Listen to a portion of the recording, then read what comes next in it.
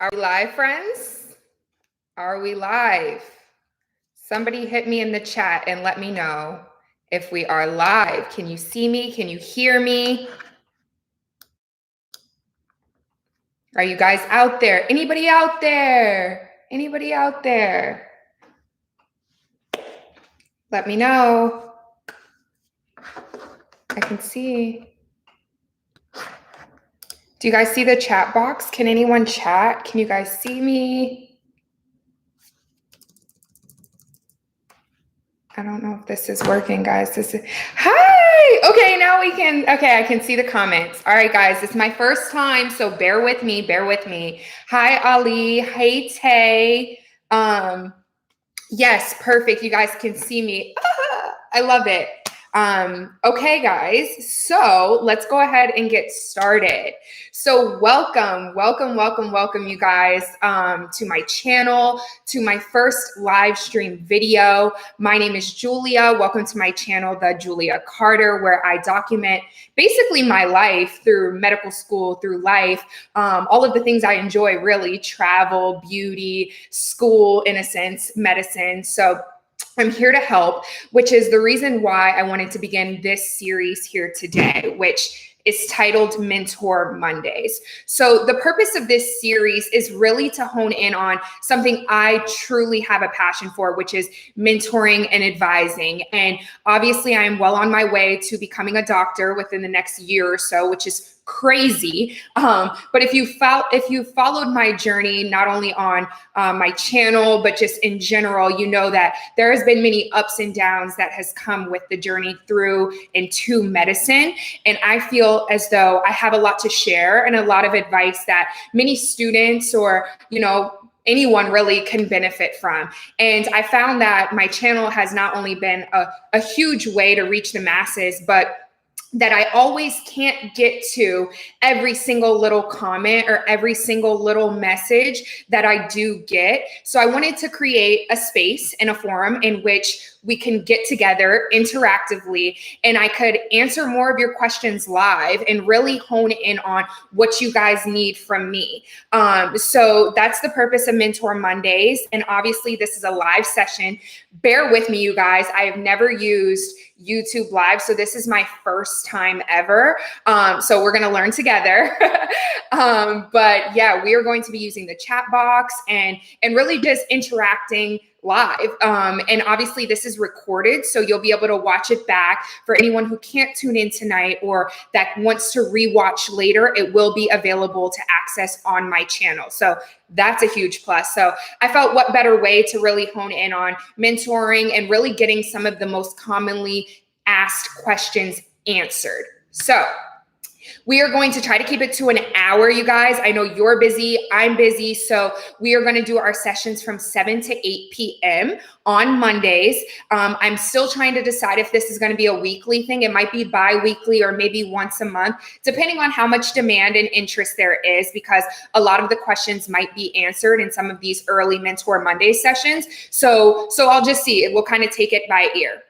So just some house rules before we begin, you guys. Okay, I'm really big on respect and respecting each other, respecting, our thoughts, our opinions, our time. So as we use the live chat box, I have not restricted anyone or anything in any way. So everyone is able to access the chat and use it as they wish. You can ask what you want.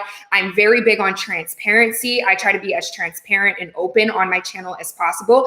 And I feel like I should give you guys that same respect. So it's pretty much a safe space, an open forum. Of course, please be respectful. That's all I can ask of others whose questions are being asked and answered, as well as respect yourself and what you put out there to the media and to the masses. So as far as the questions themselves, priority is going to be given to the chat, you guys. You guys are here, you are watching live, so you are my priority. You are my preference. Your questions will be answered first and most thoroughly. Of course, I have asked, my other social media sites and whatnot to submit questions, any questions that they have. So I have some submitted questions that I will be answering as well. So those are kind of in the background in case, there's no questions coming in the chat. which leads me to follow me on my Instagram, you guys, at the Julia Carter. I post a lot of information about, well, I'm going to be posting a lot of information about the Mentor Monday sessions when they're happening. That is also where I post the question box to submit questions for the sessions for Mentor Mondays. So be sure to go give me a follow, you guys, and stay up to date on all of the info regarding Mentor Mondays. I also take commonly asked questions from my YouTube videos. So I get a lot of comments, a lot of questions on my videos, and I try to go through and answer the really, really important ones. But like I said, it's really hard to get to every single comment all the time. But I have pulled a lot of them tonight, and we'll be answering those kind of commonly, frequently asked questions today. Lastly, in the chat somewhere, you guys should be able to see like stickers. I think it's like called super chat, super stickers, something like that.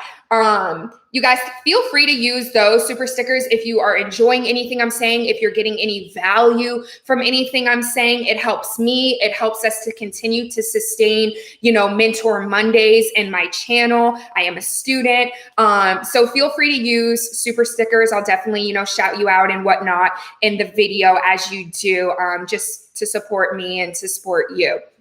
So let's kick off Mentor Mondays, you guys. So anybody out there who has a question in the house, in the audience, live here with me tonight, feel free to use the comment box and drop your question now. Like I said, you will be my priority. So as I will be monitoring it live.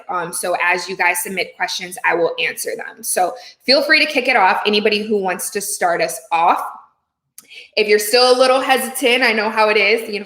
Nobody wants to be the first one on the dance floor. If you guys just want to drop basically where you're tuning in from, that'd also be really cool for me to know who you are, where you're from, where you're watching live from. So yeah, whatever you guys want to do. If you just want to introduce yourselves, if you don't have a question, if you're just tuning in, let me know where you're tuning in from. I definitely want to interact with you guys. That is kind of the purpose of my Mentor Mondays space. So Grishma, if I'm pronouncing it correctly, hopefully, what is pre-med like in college? Great question to start us off. Hey, Jennifer, Passaic. Okay, not far from me. I'm in Newark, New Jersey. Hey, Jersey is in the house. I love it. Hey, Jers, dirty Jers. As you guys know, I'm in Newark. If you don't know, I am in Newark at Rutgers. So I love seeing the Jersey representation. So, okay, and then I get another question about organic chemistry. Okay, you guys. So let's kick it off. Since we're here, we're live. Let's go. So there's three major categories that I'm kind of going to group the questions in, and those are general questions, pre-med or like undergrad college type questions, and then med school questions. So, Gold School Rutgers, let's go. We got to get you in here, Jennifer. All right. So these first two questions are more in this pre-med undergrad college box. So about what is pre-med like, and organic chemistry, which is something actually I get, it's on my FAQ list. I get a lot of questions about organic chemistry, you guys. Okay, so let's kick it off in this box, this pre-med box. Okay, so somebody asked, what is pre-med like in college? Another question I already had pre-prepared is, how hard is pre-med in college? So these kind of go hand in hand, right? Okay. So let me just break it down to kind of like the fundamentals, you guys. So I want to take a step back and address choosing pre-med first before I even get to how hard it is and all of that. Choosing pre-med, because a lot of people say I'm pre-med, but it's kind of a misnomer, and you really need to clarify if you're truly pre-med or are you in a science major with a pre-med intention, because those are two completely different things. So this is more so for advice for my pre-college students, so high school, maybe even middle school. If you are still at a point where you're deciding what major you want to go into, there is a stark difference between pre-med and a science, like a biology or a biochemistry, with like a pre-med intention. So me personally, I was a biology major. So I just majored in general biology, which has all of the courses that you need in order to apply and matriculate into medical school. And I knew that I wanted to go to medical school. So it was a pre-med intention, but it was a general science major, right? Whereas some students major in pre-med, right? There is a pre-med track, and it's very tailored to like just kind of focusing on the prerequisites for medical school. Both directions, both paths will get you to medical school or health-related professions if that's what you're here for, which is most likely what you're here for. However, the main difference is that if you go a science route, that is going to give you a bachelor's degree in some sort of science, biochemistry, biology, chemistry, whatever. If you go pre-med, you are just kind of pigeonholed into a pre-med major. So just say, for instance, which we don't manifest negativity, but I'm just saying things happen, life is real. If you don't end up getting into medical school or nursing school or dental school, you're kind of stuck with this pre-med major that really isn't translatable to much else, right? That you were very narrow path. So it can kind of like shoot you in the foot if things don't work out in the long run. However, on this channel, we focus on making things work out in the long run. I just wanted to give you that background so that you're well aware of the difference between pre-med, like legit difference between pre-med and like a science major with a pre-med intention. So with that being said, I am going to discuss from my personal standpoint of being a biology major with a pre-med intention. So pre-med in that sense, which a lot of students are actually, I would say most undergraduate college students who end up in medical school or whatnot, they were like biology majors or biochemistry majors. And we just kind of put them under an umbrella of pre-med. But anyway, so what's it like? Honestly, you guys, I'm biased, but I think it is one of the toughest majors in undergraduate college.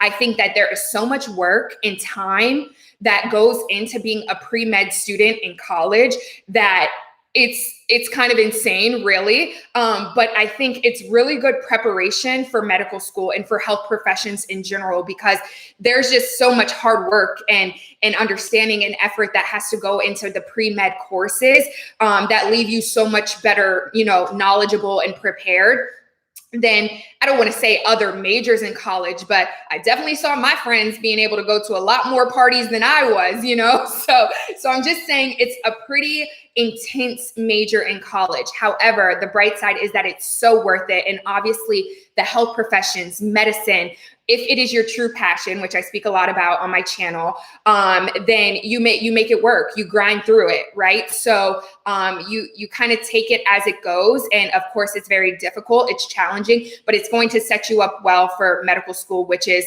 10 times more difficult, you guys. So if you can get through pre-med, the pre-med intention focus of an undergraduate college major, then you will be well prepared to do well in medical school. So just know that I'm not trying to sugarcoat it. It is tough. You're going to have many long nights, many times that you're going to have to skip the college parties or not be able to go to the basketball or football games or tailgating with your friends because you're studying for that organic chemistry, exam on Monday. So it's not easy. However, it's really worth it and is one of the most rewarding and honestly the toughest majors in college. So if you were able to get through it, like kudos to you. Which leads me to organic chemistry, guys. Long story short, because I don't want to go off on a tangent on organic chemistry, because as you guys know, I can talk and I'm going to try to be a little more concise in these lives because I know we got questions to get through. So organic chemistry is tough as hell, you guys. It is no joke.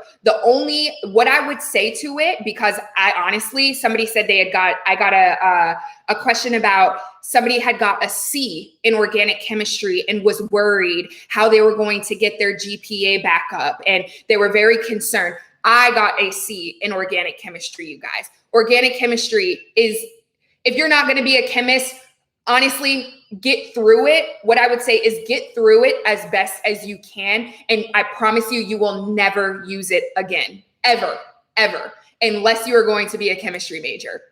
Or like a pharmacist or something. So get through it, do whatever you can, study groups, meet with your professor, go to open office hours, get through it as best as you can to try to get the best grade that you can in the course, and then move the heck on, because it's not easy. I got to see it dropped my GPA a little bit, but if you can do well in your other coursework, that C will not matter. And honestly, it never got brought up in interviews. It never got brought up as far as like a nick on my application or anything. I think it's widely understood that it's a very difficult course. Most college professors even grade organic chemistry on a curve. So it's like, just do what you got to do, get through it. That's basically all I can say about organic chemistry. It freaking sucks. All right, so let me go. Is it smart to take organic chemistry and physics together?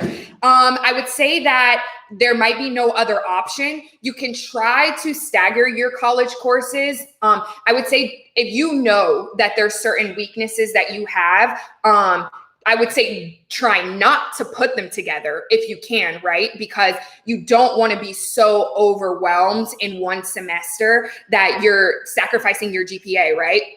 However, it might work itself out that you have to have those classes together, in which case I go back to do as best as you can, you guys. You know, like you will have times in which you're taking multiple courses that are very intense, and you're just going to have to get through it. Medical school is no different. You're juggling like 50 lectures a week. So if you have to get stuck with organic chem and physics together, just try as best as you can.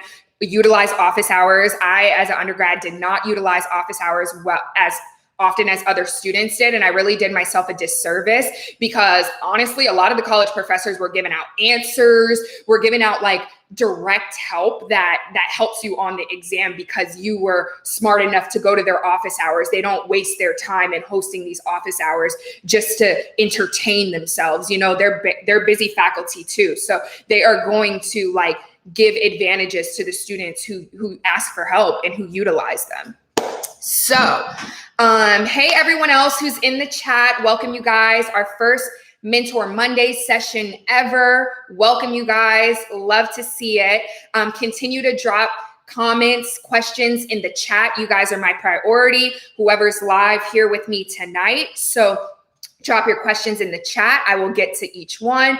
Also, tap in, let me know where you're from, who you are, where you're from, where you're at in your education journey. Obviously, I'm Julia. I'm a new fourth year med student, you guys.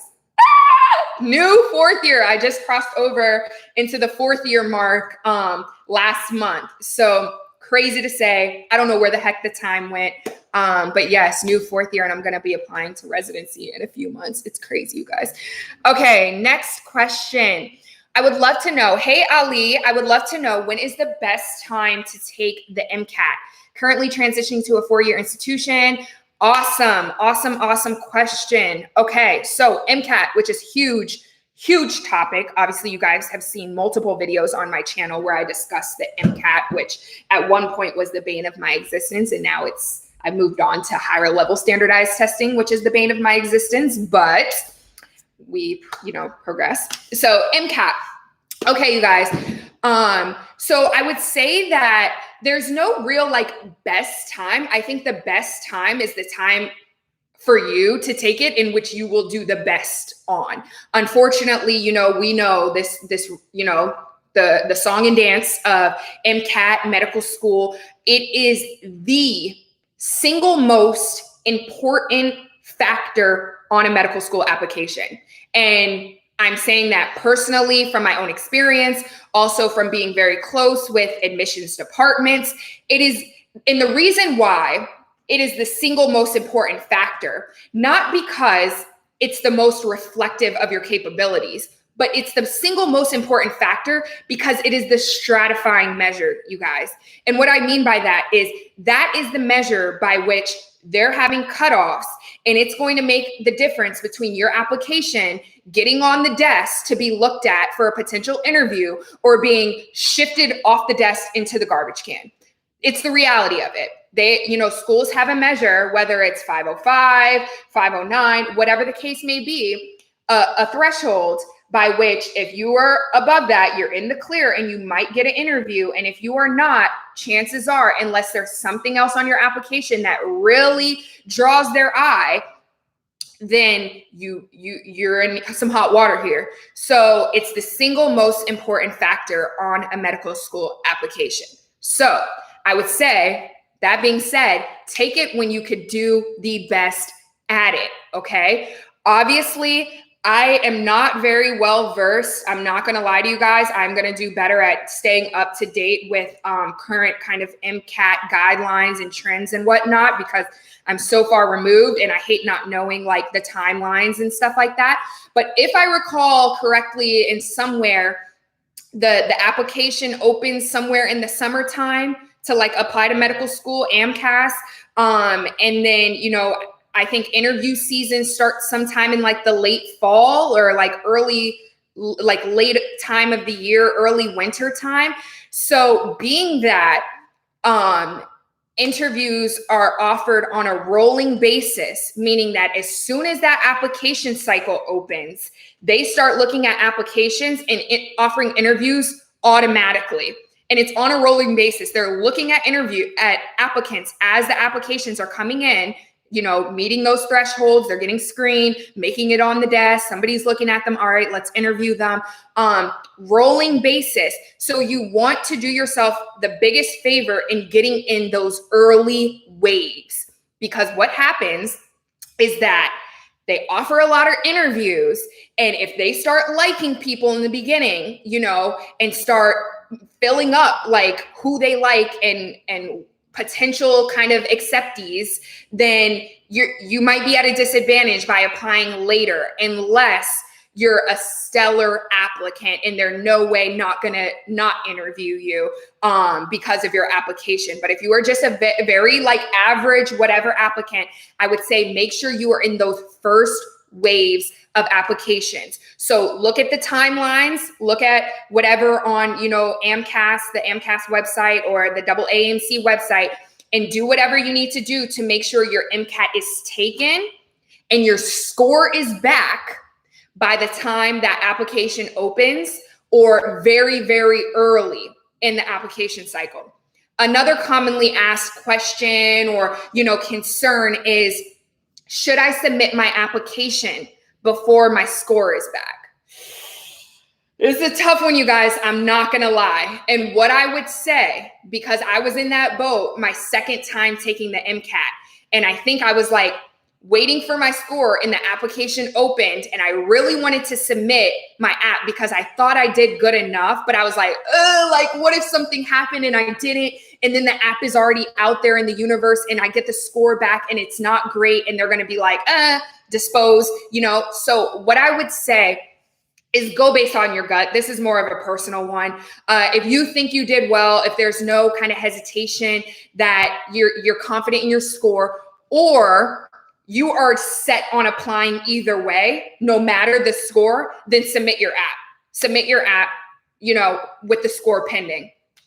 If you are kind of more like you're okay with waiting that extra bit to find out what the score is, because you might re-strategize, you might take it again or take a gap year or something, then I would say hold off. But this is more of like, figure out what's best for you in your situation and proceed accordingly.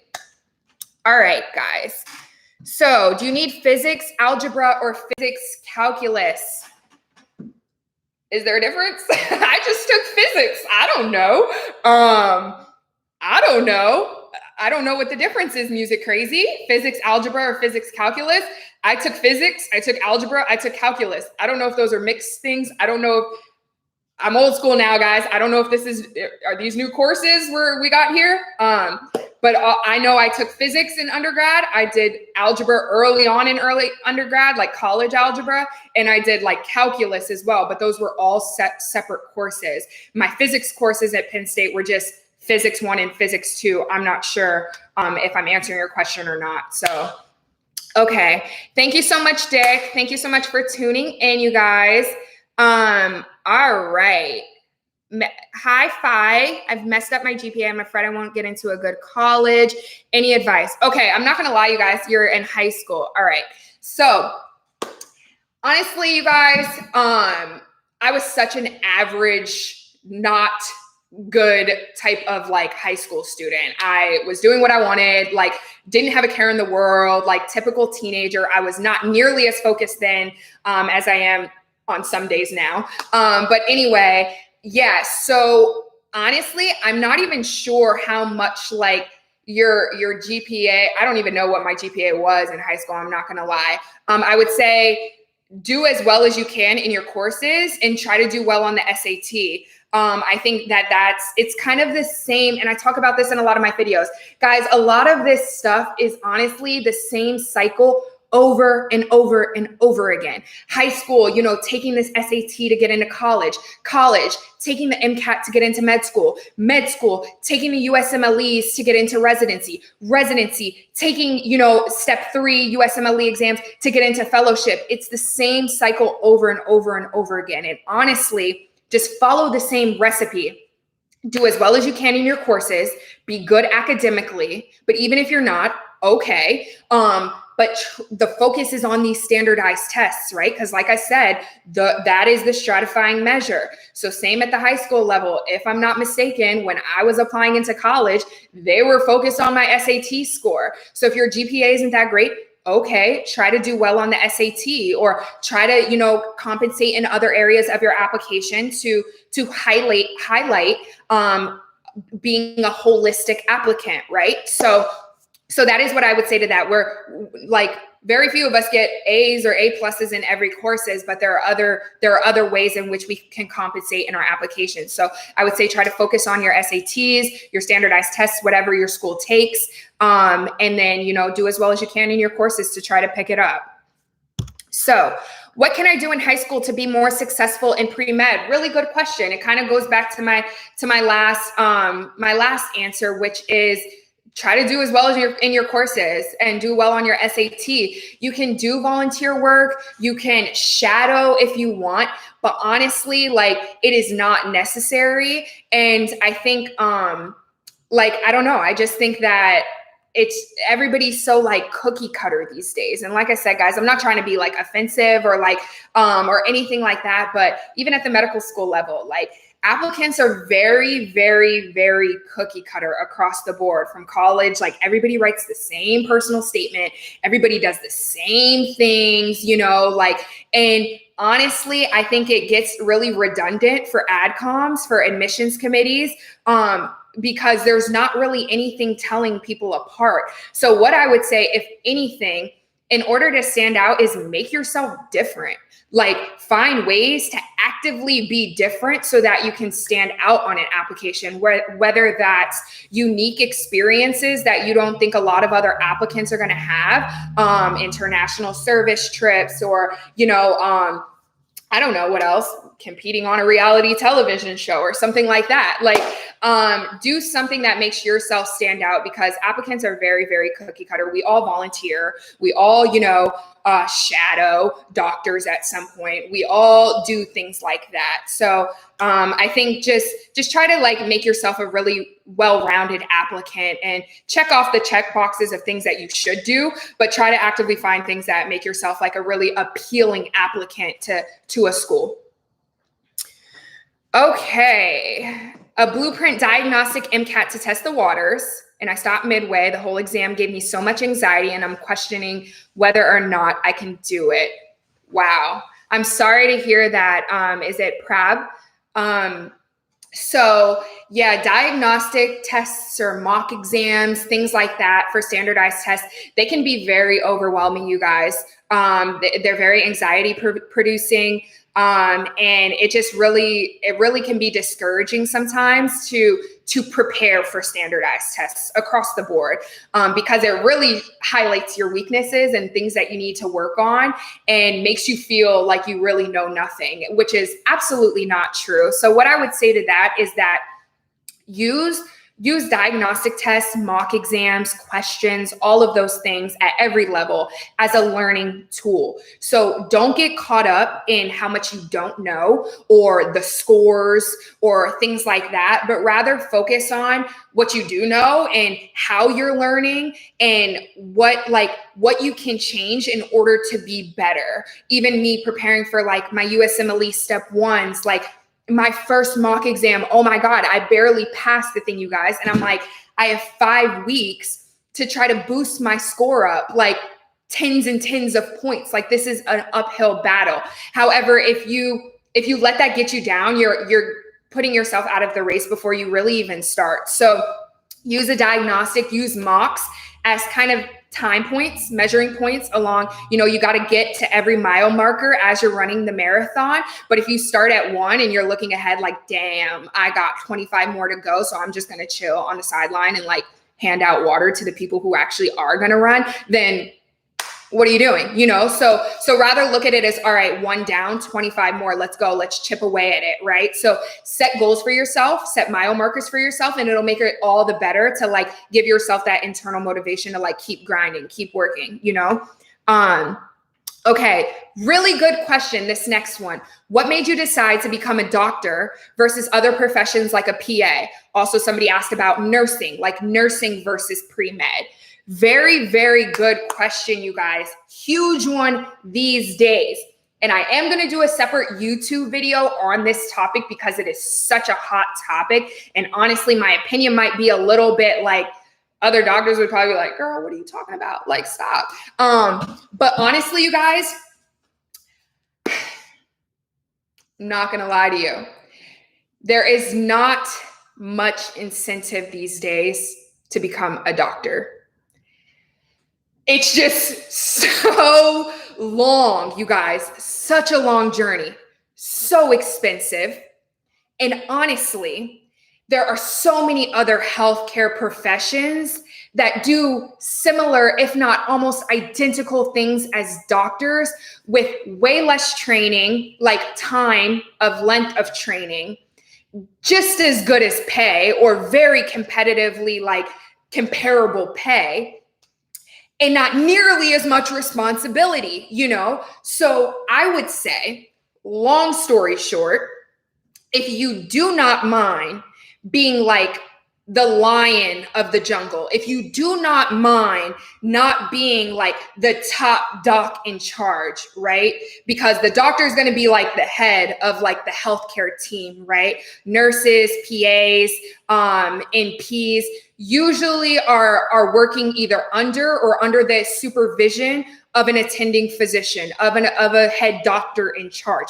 If you do not mind not being that top dog in the hierarchy, in the food chain, if you want something that has a shorter training or education time, and you want something that's still going to pay well, PA school, nursing school, NP, nurse practitioners, these are all really good alternatives, you guys. And I'm not trying to dissuade anybody from doing medical school. Let me be very, very clear. I myself am in medical school because there are very particular things I want to do in which I need to be an attending physician. I need to be a doctor. I need those responsibilities. I need that control. So if those things work for you, please go do your research and find what is the best career path for you, because a lot of people just want to be doctors because it sounds cool. And it's like, oh, they were, told doctors are awesome. And they are, I'm telling you, they are. But I'm just saying it's a very long road. It's a very difficult road. It's a very expensive road. And you just want to make the best decision for you, because I did not. Also, in addition, I wasn't super aware of like other alternatives. I wasn't aware of like PA school back when I was applying and whatnot. There's a lot of things on the scene now that you have access and education about that a lot of people back in the day didn't have, So explore these other alternatives, you guys. Do yourself the favor. There is also, if medical school is still your goal, which, yay, I love it. Come join me. If it's still your goal, there is a lot of 3-year programs. There are a lot of accelerated programs where you do like 3 years of college and then be funneled right into medical school. Take advantage of these opportunities, you guys. cut down your time in college, honestly, because like, if you don't know, then you will soon find out that a lot of college time is really just BS classes, general ed classes that you don't need or don't contribute to your major. And really, you're just racking up debt and like prolonging life. Like, try to get into some of these accelerated programs, try to get yourself in and out of schooling to reduce your debt and to get into the workforce, to start making money. We're in a debt crisis right now, student loan debt, and it's just like, it's honestly ridiculous. So do yourself the favor and get in and get out with whatever health career path you want. So how did you get over not using a calculator on the MCAT? If I'm not mistaken, you do have a calculator on the MCAT, no? Well, you probably know better than I do, Lamar. I thought you have like one that pops up on the screen, or maybe I'm thinking like now, because we have them now in our standardized tests. But if there isn't a calculator on the MCAT, honestly, a lot of standardized tests across the board, they do not require tough math. If math is really, really not your strong suit, then try to work on like what you need, easy division and whatnot. But most standardized tests will give you whole numbers. They will give you things that divide easily into each other. Most of the times when I'm taking standardized tests that have somewhat of math required, I don't even really have to open the calculator. I usually just open it to verify that the math I did in my head is correct. However, most of the time they know that you need to do things quickly. You need to do this, arithmetic quickly. So they give you like nice round numbers, things that divide easily into each other, like 50 divided by 5 that you can kind of just do in your head quickly. So I don't recall there ever being an issue with me on the MCAT, like needing a calculator or like having trouble doing any math. So I would definitely not stress yourself out over about something like a calculator, because these standardized tests are very straightforward with math.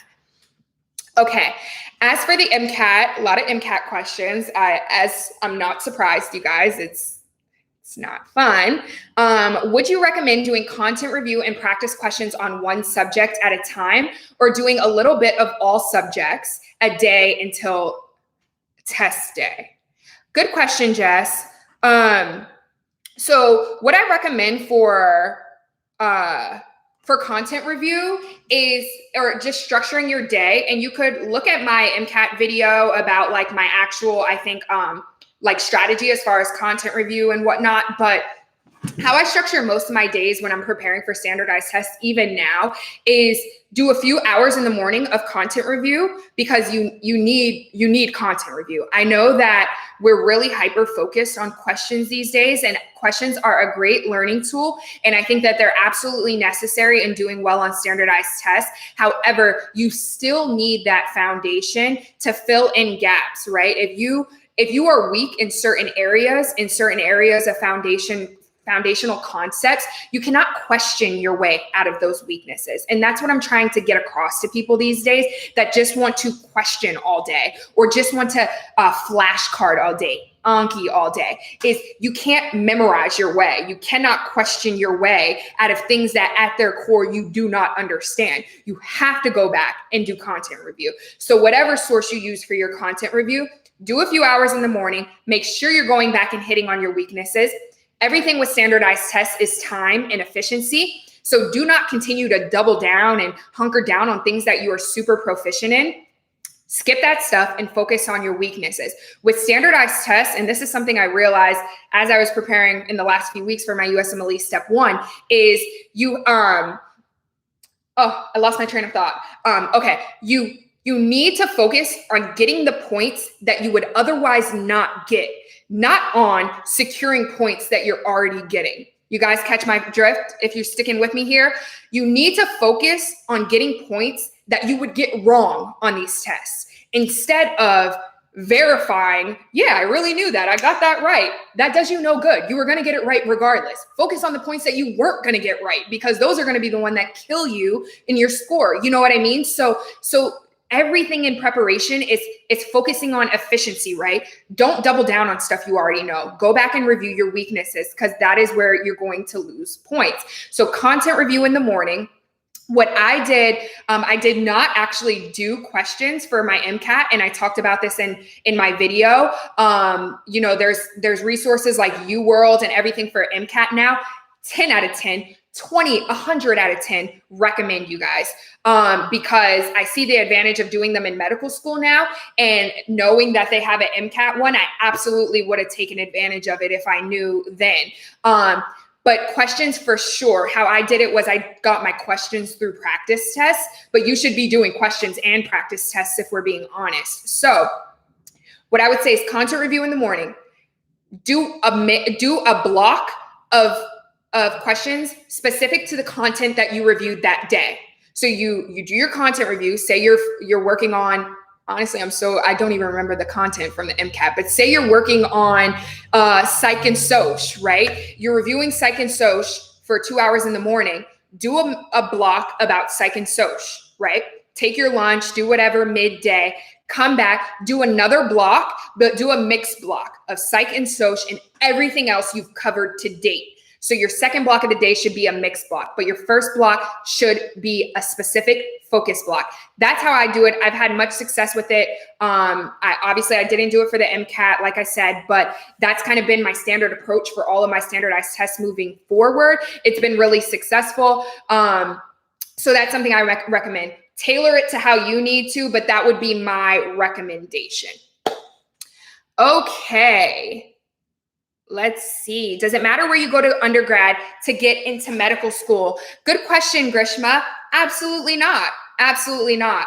And I talk about this a lot too, this pressure or this desire to want to go to like Ivy League schools or go to the best of the best schools. And we think that in order to be successful that we need to go to these top institutions. And it's just absolutely not true, you guys. This is one of those things that we really need to undo our way of thinking, because there is a lot of great education and opportunity that is accessible in your neighborhood, like in your state schools, other universities. And honestly, I would just say, kind of like just commonly a common theme, I've talked about this a lot on my channel too, is go where the money resides, where the money resides, where the money resides, whether that is your state school, whether that is an Ivy League, whether that's your community college, go where it hurts your pockets the least, and that you can get the education that you need to get to where you want to be. You guys, we are in a crisis with student loan debt. And honestly, and this is why I talk so much about why I just talked about, med school not being the only option, because people are leaving with $400,000, $500,000 worth of debt by the time we graduate. And even doctors are not making enough to pay that off, to pay that loan, like those loans off. So go where the money resides, try to get scholarship, go where it gives you the most money, that you're happy at, that is a good fit. Please prioritize other things than just the name of the school or the prestige of the school, because honestly, you will get, if you are a good applicant, if you are a well-rounded applicant, you will get in the door from no matter where you are. I've gone to state schools my entire life. And I would say that I'm doing well for myself as far as the opportunities that are available to me, the impact that I'm able to make, and the loans that I don't have as far as like compared to my peers. So, make the decision that's best for you. Some people want those prestige. Some people want those name brands. They might be coming from a family of people that went to certain schools. That works for you and yours. I would say go where the money resides. Okay, guys. Let's see. How did you manage stress in medical school? Great question. Which goes to another question that I had submitted, which is, how do you balance your personal life and school? Okay, guys. So where are we on time? Okay, we have 15 minutes left. Yay. This is going crazy. Thank you guys, before I jump into this question, thank you guys again so much for tuning in on my first Mentor Monday session. I think it's going great so far. If you guys agree with me, give me some claps in the chat, give me some thumbs up, give me praise hands, something. Let me know you're awake. You're here with me today. Hopefully I'm answering you guys' questions. Hopefully I'm not too long-winded. I know I'm pretty chatty sometimes, you guys. I apologize. But like I said, we will be doing Mentor Mondays on Mondays at 7 p.m. I'm not sure if it's going to be weekly just yet or if it's going to be every few weeks. But yeah, I'm definitely going to continue to answer your questions and tap in with you guys on my channel to make sure I'm, continuing to be a resource to you and what you need. So how do I balance my personal life in school, as well as how do I manage stress in medical school? The answer is I don't. I'm stressed all the time. No. Honestly, you guys, it is an active choice that you have to make. That's how I'll word it. It is an active choice that you make to not be consumed by school. Medical school, if you can believe it, is so much more time consuming and intensive than undergrad, than professional, than graduate school.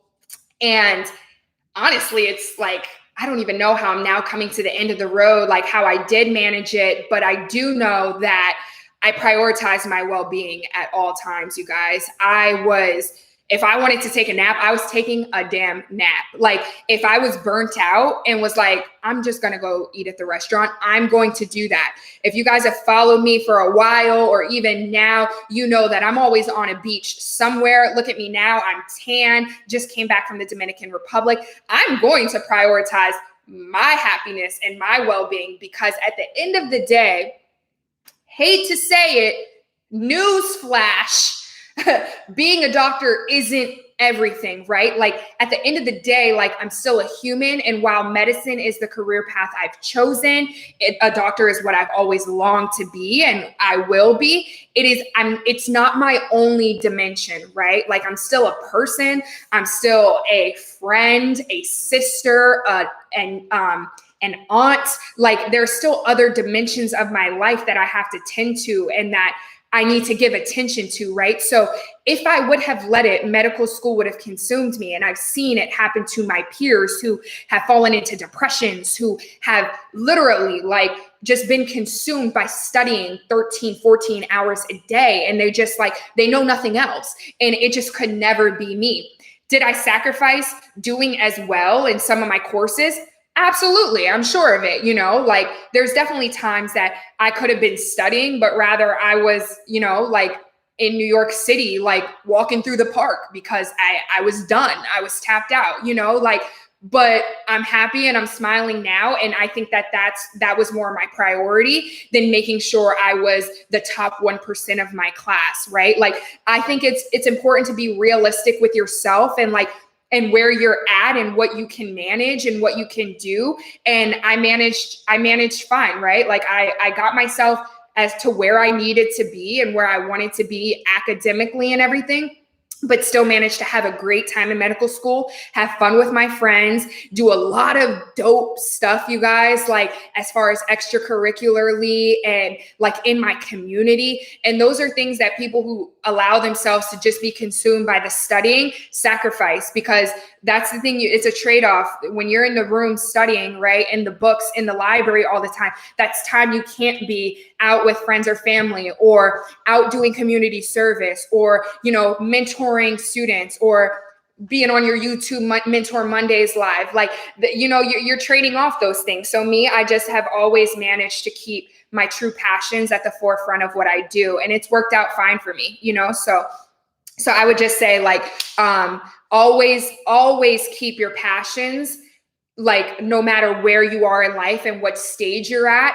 always maintain those things that brought you happiness before school while you're in school. Don't forget, that you love to work out. Don't forget that you love, hiking and swimming and stuff like that when you get to medical school, you guys, because sometimes it's those things that will keep you afloat. It is those things that will keep you out of depression. It is those things that will keep you grounded when you're super, super stressed. So you were going to find me in the restaurants, eating food. You were going to find me in the city, like walking through Central Park or on a beach somewhere in the Dominican Republic. So that is kind of how I've managed. So All right, guys, where are we at? We have about 10 minutes left. I love this Mentor Mondays, you guys, so far. I love it. I feel like it's going really well. Hopefully you guys agree. We're going to keep it going for our last 10 minutes here. So please continue to submit your questions in the chat. I will get to those. I'll make sure I'll get everyone before I close out for good for the evening. But yeah, thank you guys so much for tuning in with me tonight for Mentor Mondays, and yay. Okay, so what things about your medical school do you love? Why did you choose to go there over other schools? Great question. Okay, so I actually get this question a lot. So I'm not a representative for my school, and I don't want to get too caught up in my specific school because I don't want to make it seem like I'm here advertising for my school or anything like that, because they're not cutting me a check to do that. So no, I love my school. I love my school, you guys. And I do a lot for them as far as like recruiting for students and taking them on tours and stuff like that. But I don't want to get too consumed by like the school specifics, right? So I'm going to make it more general. And what I will say is that the reason I chose to go to my school over other schools is that across the board, it fit my personal mission.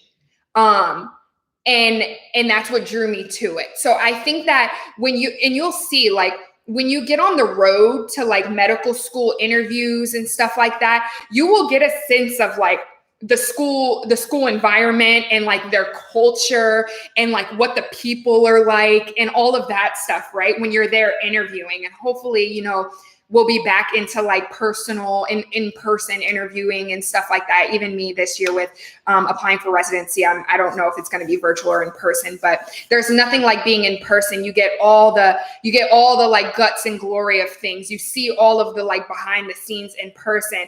Virtual, I feel like they just put on like the best stage of themselves, right? Like the best front.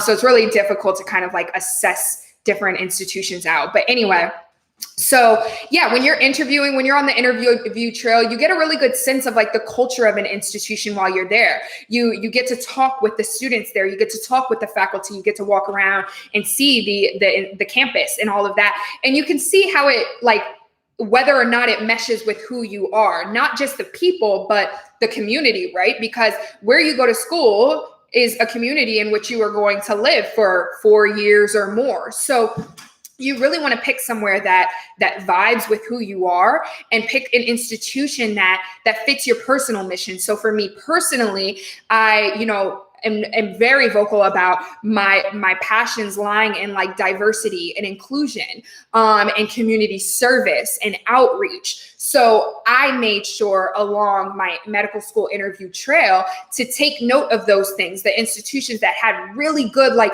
community service involvement and outreach, and some that were just like, oh yeah, we're here, we do a few things, we like go volunteer at the food bank and stuff. And I'm just like, you guys don't really seem like you're about that life. You know what I mean? And diversity and inclusion, oh yeah, we love it. And then I'm walking around and I'm like, I don't see anybody like me. Like, how much do you really value that? So I felt that I got a feel for it on the interview trail, and I found my institution, and it really just, I always say you kind of know when you know. It's like marriage, I guess. I guess I don't know that for sure because I'm not married, but I'm just saying I would assume that most people say when you know. So with a school, it's kind of like that. Like, when like you feel it in your heart, like, I think this is where I'm supposed to be. The difficulty that comes in is that some people feel that they're supposed to be somewhere that they didn't think that they were going to want to be, right? They thought they were going to want to be at the Ivy or the best, the good name brand school, but rather they're liking the state school, or they got a really good feeling from the HBCU, and now they're like, like, I didn't think I was going to want to go there. Go with your heart, you guys. You're going to be there for many, many years. You're going to be spending a lot of your time. You're going to be meeting some of your lifelong friends. You're going to be having some of your most life-changing experiences at some of these institutions. So pick something that really like resonates with your spirit, with your heart. If there's somewhere telling you like, I think I want to be there, it's don't ignore your intuition, you guys. So I just felt like my medical school, like, it just was drawn to me. I was drawn to it. I made it very known that it was where I wanted to be, and they were very welcoming. I think they loved me as much as I loved them, and they were very welcoming. They were very flexible and welcoming financially as well. So as I've talked about in one of my YouTube videos, they did offer me a full tuition scholarship after I expressed these exact sentiments, like poured my heart out. As many of you may know, I shared like an email template about how I expressed my desire to want to be there and told them exactly what I felt like I would contribute to their institution, and really sold myself to them. And it worked out, and they offered me, they invested in me, not only financially, but personally. And it's worked out for me ever since. So listen to your heart, pick a place that's good for you. And hopefully the money resides and the bag will follow you there, but make sure you ask for it. So, all right, guys, okay. Hi, Khalid. So I am in community college wanting to get into medical school. What tips can you give me? So I talked about this a little bit earlier, but in general, I would say no matter where you're at in school, community college, a 4-year institution, whatever the case may be, try to strive to do your best academically, do well in your courses, and honestly work really, really hard to do well on the MCAT, as well as obviously make sure you're a well-rounded applicant. Make sure you have some extracurriculars. Make sure you write a very good and thoughtful and meaningful personal statement, which we haven't talked about tonight. So maybe that'll be in a future session. But just make sure you're a well-rounded applicant across the board, with a primary focus on doing well on your MCAT. And I would say you'll be in the best position to get into medical school. So good luck to you. How do you feel about HBCU medical schools? Music Crazy asks.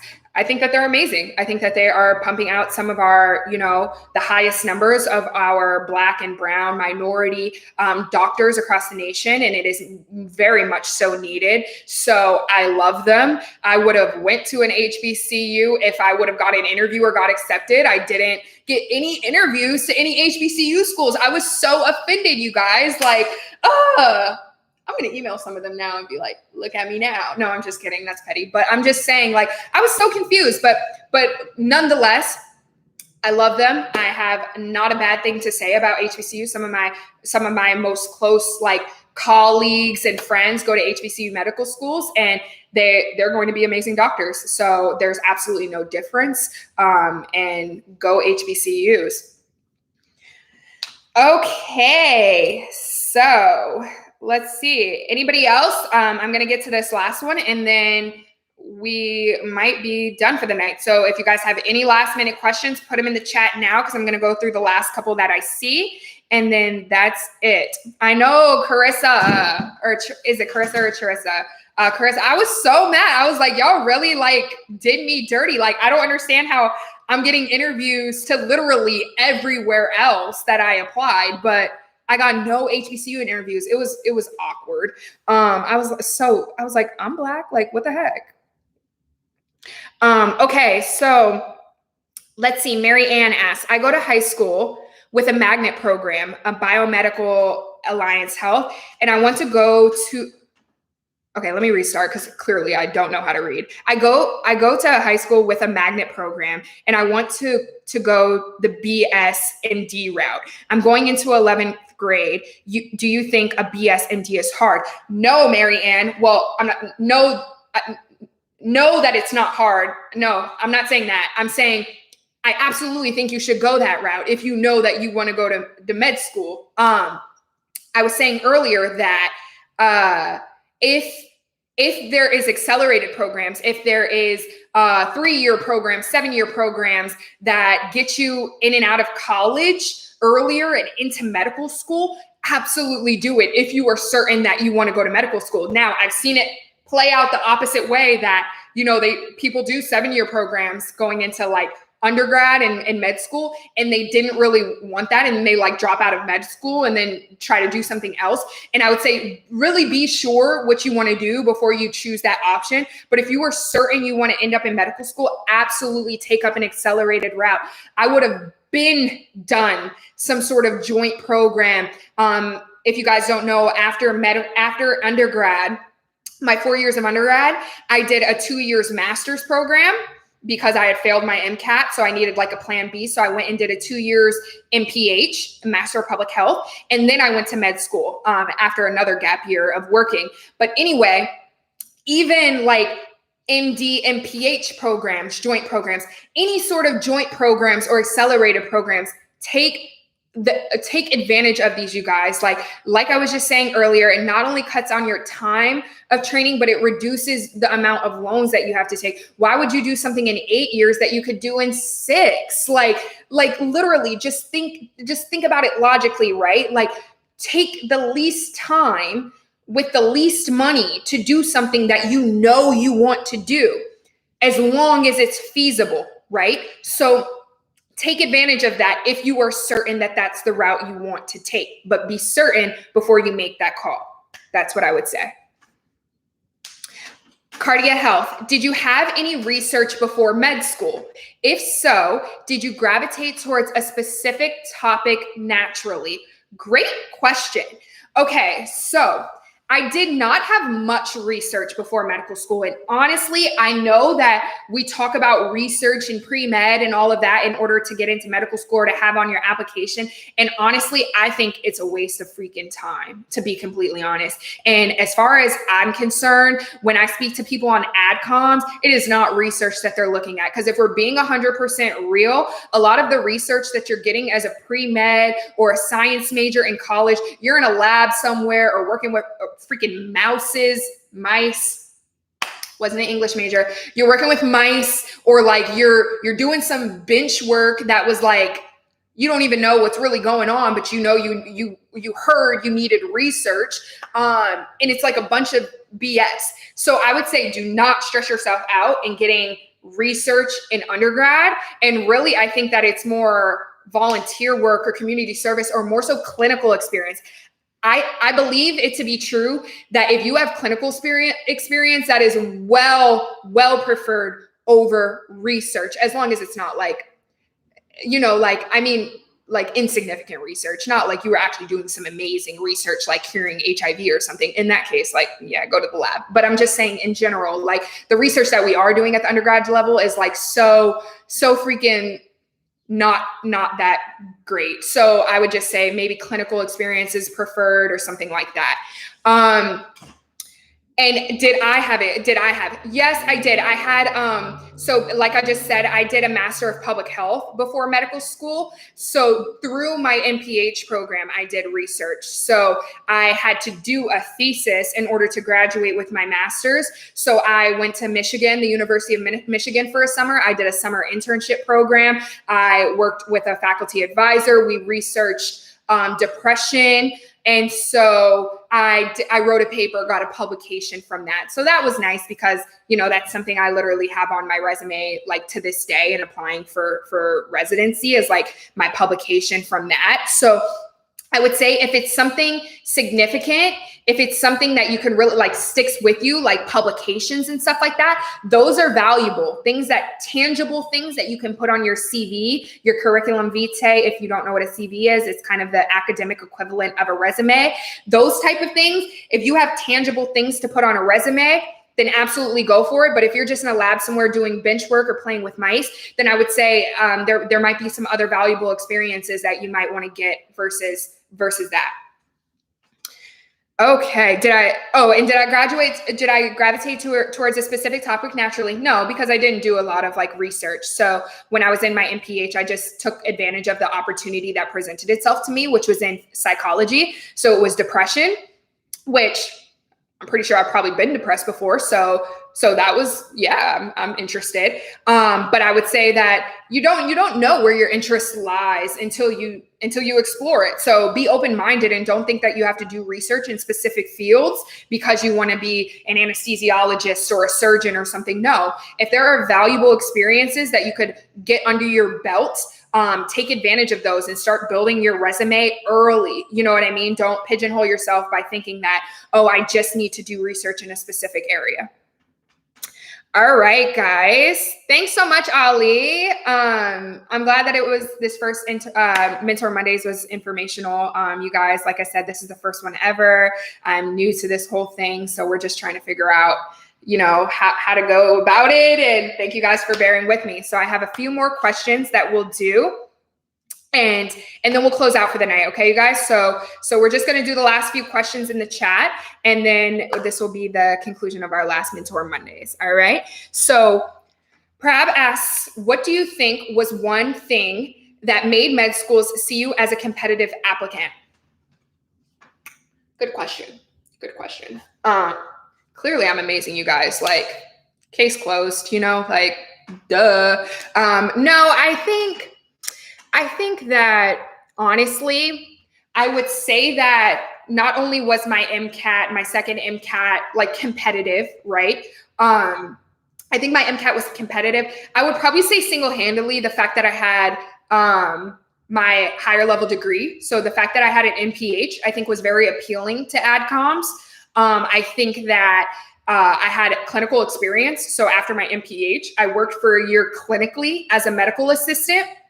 It was in dermatology, which, I think it helped my skin in learning the trick of the trade. But no, I think that my higher level degree as well as my clinical experience stood out because a lot of students these days don't have those things or don't have the combination of those things, right? So I think I was competitive enough to get on the desk, like to meet the threshold, to get the interviews and whatnot. And honestly, no, you know what? I'm going to rephrase. I think interviewing is everything if you get the interview. So I think that those things I just mentioned, my MPH, my clinical experience got me the interviews, right? They got me that was the objective data that got my interview allocated to me.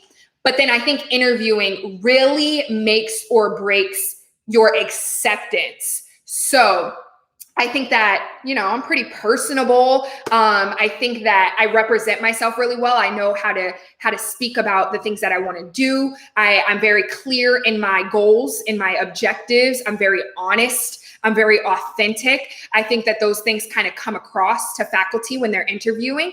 And I think most are very receptive to that. To like me and the type of person I am. So I think that the interview really like brings it home for a person. So I think, like I said, my higher level degree and my MCAT, my clinical experience got me a lot of interviews. And I think my interview itself and like me as a person drove the acceptance home. So that's what I would say.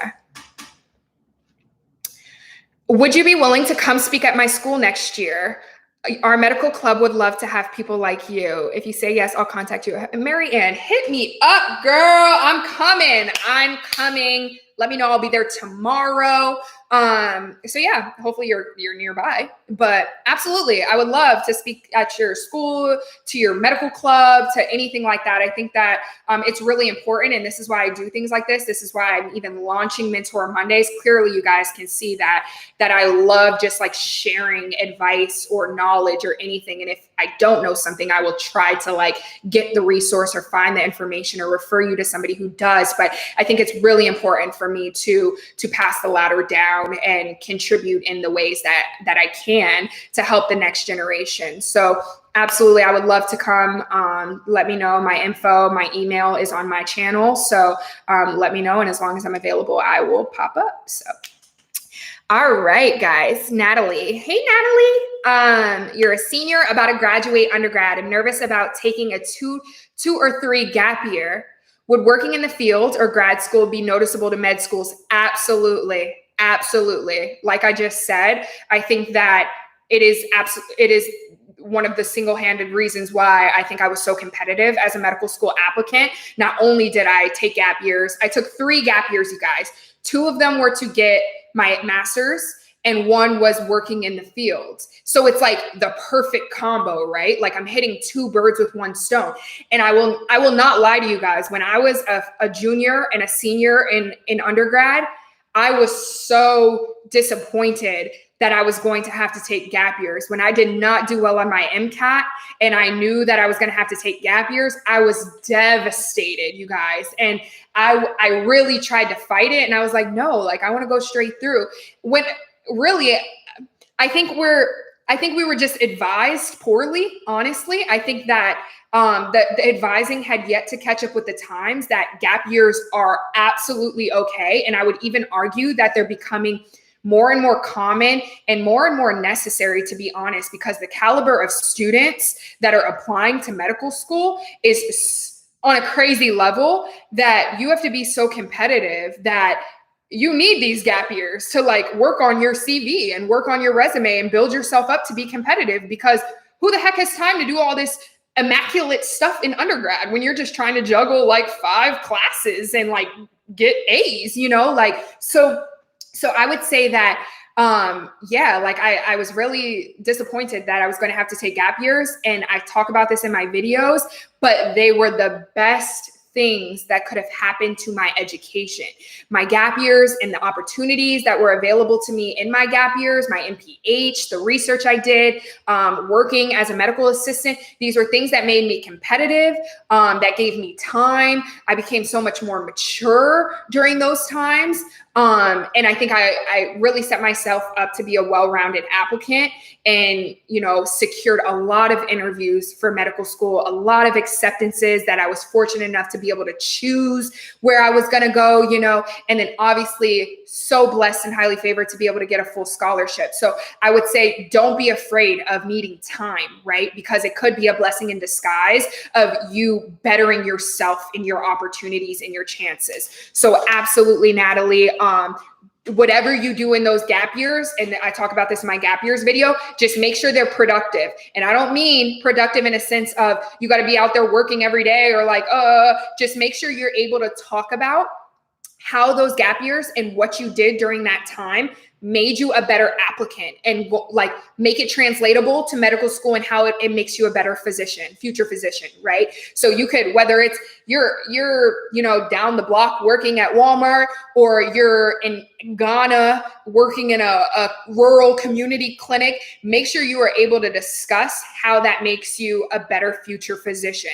At Walmart, I was doing direct customer service, talking with diverse customers, working on my communication skills. You see what I mean? Like, got to get really good with the wordplay. You got to get really good with selling yourself, you guys. This is a like a seller's, no, a buyer's market. Like med schools are the buyers and they're looking at who they want to buy, right? You got to get real good at selling yourself. So just make sure whatever you do during your gap years, you know how to sell it to schools to make it look like you're like more competitive. You know what I'm saying? All right, guys. So last few, Ali asked, as a medical assistant, did you get a certificate for it? I did not. I did on-the-site training. So I would just had my college degrees. They were hiring just based off of that, and they trained me on site. So they were a private practice, and they did the training of all their medical assistants on site. So I was able to just like, you know, work for them and get trained under their practices and styles. So that was nice. Like, you got to look, if you are looking for like job opportunities and medical assistants or something like that, you just have to look to see like if you need a certificate or not, and how feasible it is to get that if you need one. All right, let's see. Ooh, okay. So how do you feel about using minority status and diversity morals as strengths when developing a med school application? Touchy subject, but in reality, should students of minority rep their upbringing? Why would you not? Right? I think that, you know, it's a touchy subject, because I think that because of the day and age that we're living in, it's like diversity is at the forefront of everything these days, right? We're in this racial reckoning, this movement right now. And I think that it's only a touchy subject because I think people are trying to maximize on it, right? They're trying to make it the highlight of everything, or you know, no shade, no offense to anybody. I'm not trying to be offensive or anything, but trying to use the sob stories, the sad stories and whatnot. And at the end of the day, I think that diversity, if diversity is important to you, if you are a diverse candidate, I am a diverse candidate, right? You absolutely use that. Rep your upbringing, rep your ethnicity, your race, whatever the case may be authentic, be transparent. But I just want to say, be cautious, right? In making that your entire everything. You know what I mean? Like, to highlight other aspects of yourself. Make sure you are a well-rounded application. Do not fall back on I'm a minority, I'm a woman, I'm this, I'm that. Don't fall back on identities, but absolutely rep your identity. Go hard for like who you are, where you were raised. I remember on the medical school application, there was even there was a question about like living or working in like a medically underserved area. And if that's the case for you, absolutely talk about that. You know what I mean? What I would just say is that you just need to be transparent and be authentic, right? So don't make things up. Don't like try to exaggerate your story, because you never want to get caught in lies. You never want to not be authentic, because people will be able to see through those things. So absolutely rep yourself, your identity, where you're from.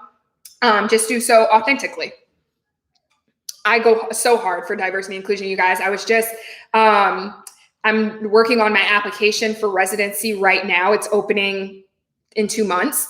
And I was writing my personal statement and, doing all of those things. And I was looking at my resume, like my CV, and I'm like, holy crap, like literally 90% of my resume is like diversity and inclusion stuff.